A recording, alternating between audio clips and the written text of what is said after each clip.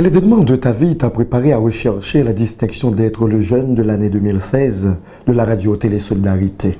En 2011, j'étais membre de la petite chorale et j'ai posé ma candidature aux élections présidentielles et j'étais élue.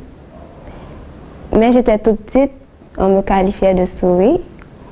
Et en 2015, la grande chorale m'a déléguée auprès des juniors afin de les encadrer.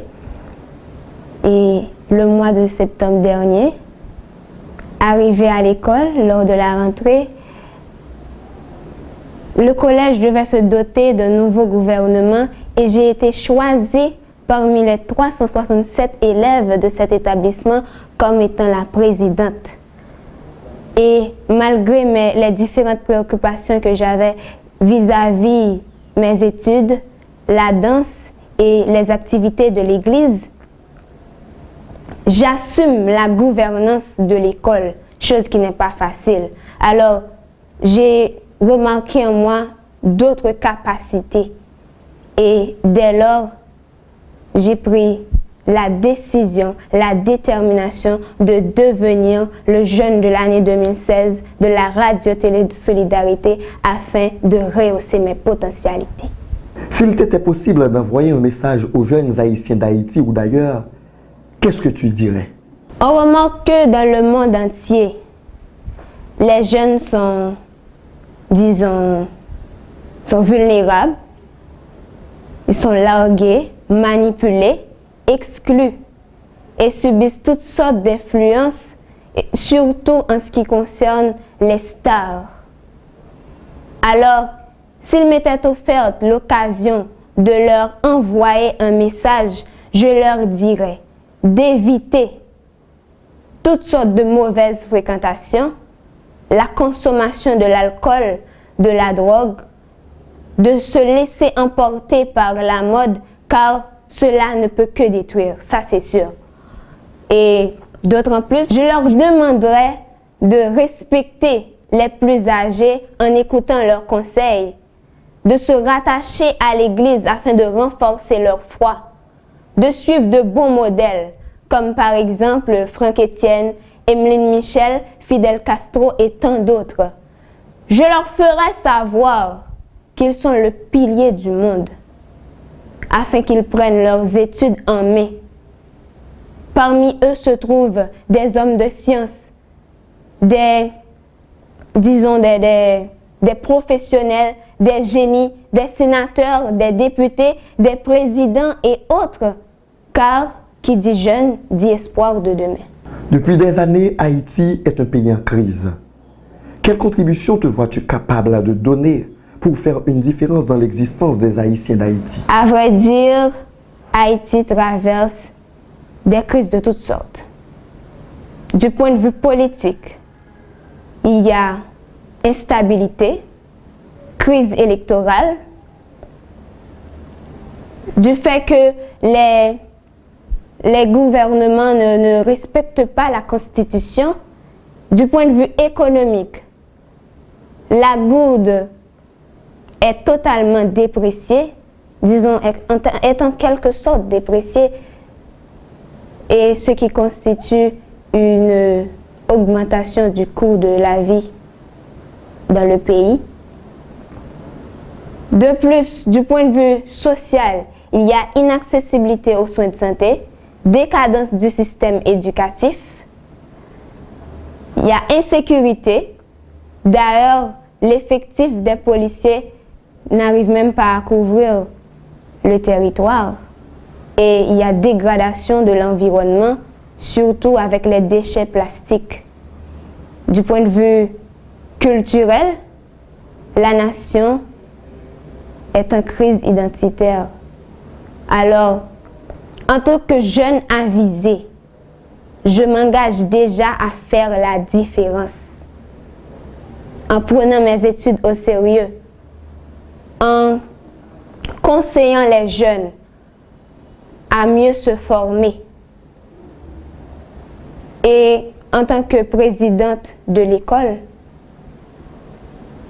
je fais en sorte de mobiliser de mobiliser les élèves sur les problèmes confrontés, d'organiser des séances débat, des journées agroécologiques afin de les sensibiliser. Quels sont tes rêves d'avenir? Où te vois-tu dans 10 ans? Que fais-tu pour accomplir ton rêve d'avenir?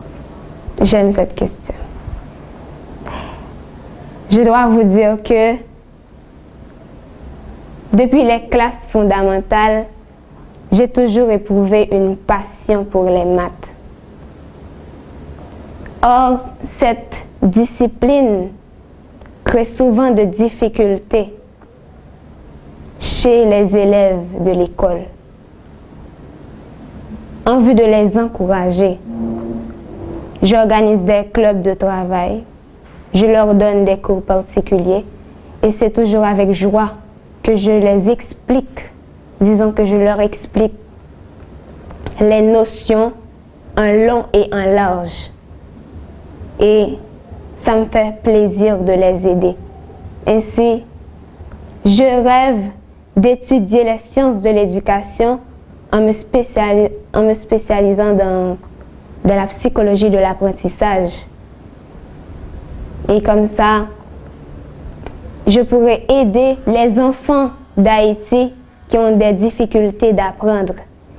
Et d'autant plus, moi, dans 10 ans, je me vois déjà dans les salles de classe apportant mes soutiens au système éducatif haïtien. Comment ta connaissance de Dieu et ta relation à lui affectent ta relation avec les autres, surtout les moins fortunés? Dieu est miséricorde, est amour. Il est le chemin de la vérité, le chemin de la vraie vie. Et il nous demande d'être miséricordieux et de nous aimer les uns les autres comme il nous aime. En tant que laïc engagé, je fais en sorte d'apprécier les valeurs de tout un chacun sans distinction. Et en ce qui concerne les moins fortunés, je les aide à être, disons, à l'aise à mes côtés, car je les aime, je les soutiens. Et je dois dire qu'ils sont épanouis lorsqu'ils sont en ma compagnie. De plus, je ne les rabaisse pas. Quand tu rencontres une personne sans logique qui te demande de l'argent, qu'est-ce qui te passe à l'esprit et au cœur? Quelles sont tes pensées concernant les moyens à prendre pour améliorer cette situation? De nos jours, on remarque que dans le monde entier, il y a une minorité qui joue de tous les privilèges, vit dans le luxe, ne sait plus quoi faire de l'argent. Par contre, des gens vivent dans la pauvreté extrême. Quand je les rencontre à travers les rues, je dois vous dire que ça me touche profondément.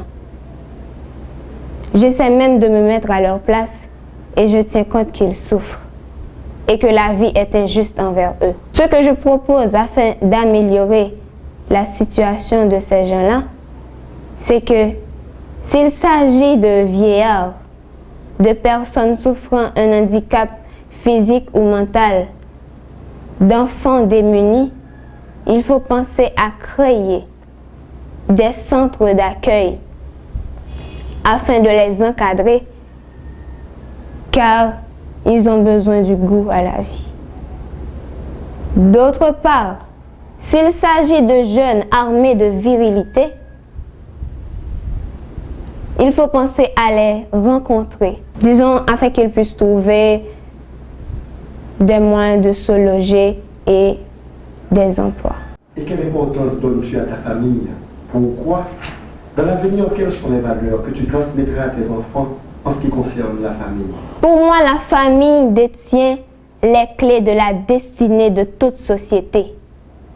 Parce que c'est de là où sont transmises les premières valeurs. D'ailleurs,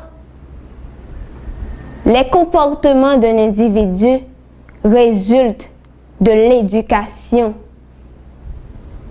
qu'il a reçue. Or, la mission de la famille, c'est d'éduquer les enfants afin de les préparer à être utiles et acceptés dans la société.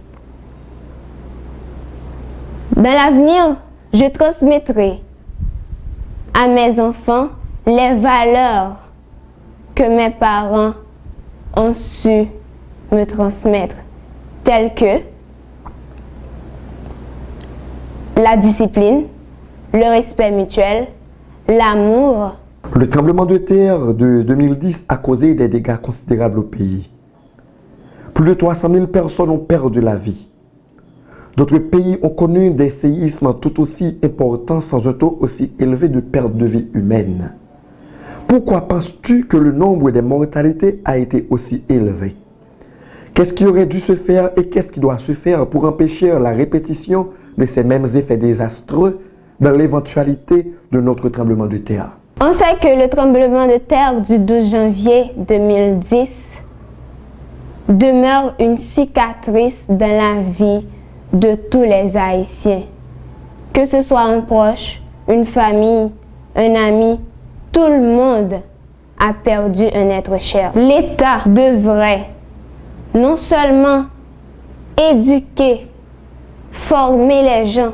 D'ailleurs, certains ne savaient même pas s'il s'agissait de tremblement de terre, alors ils ne savaient pas quoi faire, ils ne savaient pas comment protéger leur vie. Le fait qu'on n'a pas respecté les normes de construction à Port-au-Prince et vu la surpopulation de la zone, tout ça est en cause. L'État devrait former la population sur des sujets de risques et désastres. Il devrait prendre en main la construction des villes via les systèmes parasismiques. Et aussi, aujourd'hui, jusqu'à présent, on remarque que des gens vivent sous les tentes et des gens habitent encore des maisons fissurées.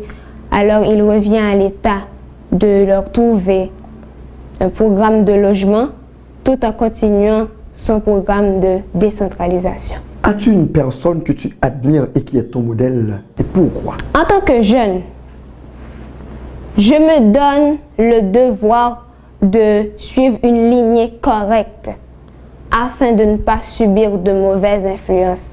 Oui, j'ai quelqu'un que j'admire et que je considère comme modèle, car elle a su franchir les portes de l'éducation avec succès. Elle a toujours réussi, disons, dans tout ce qu'elle entreprend et ne se coupe jamais face aux difficultés de la vie. Elle est un modèle pour la société dans le domaine de l'éducation, de la formation des enseignants et des élèves, et elle a toujours su donner de bonnes éducations à ses enfants. C'est mon amie, disons ma meilleure, et cette personne-là dont je parle, c'est bien Madame Monique Delima, ma mère chérie. Quel est le plus récent service communautaire que tu as rendu? Qu'est-ce qui t'a inspiré de le faire? Penses-tu que ton action a eu un effet positif? Explique comment.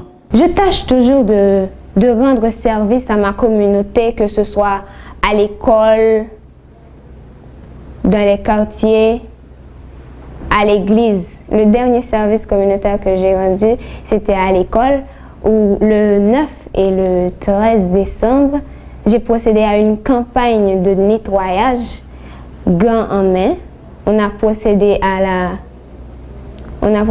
propreté de la cour. On a ramassé tous les déchets plastiques qui étaient sur la cour de l'école. C'est une bonne action, car j'ai éveillé la conscience des élèves et désormais la cour de l'école, l'environnement est sain. Ce qui m'a inspiré de le faire, c'est mon séjour à Pétionville où j'ai remarqué la différence qu'il y avait entre la propreté et lorsque les gens se donnent le plaisir de se familiariser avec les déchets plastiques.